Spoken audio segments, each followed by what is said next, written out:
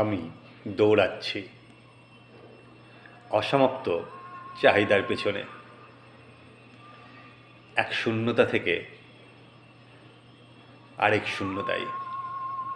ভেবেছিলাম একদিন পূর্ণ হব, ভেবেছিলাম একদিন সব পাওয়া হবে, কিন্তু আজ আয়নার সামনে দাঁড়িয়ে দেখি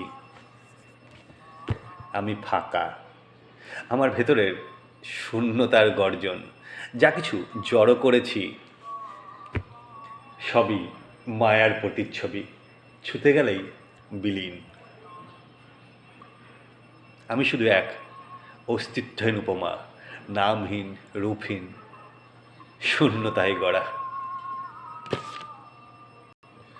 শূন্যতার গর্জন।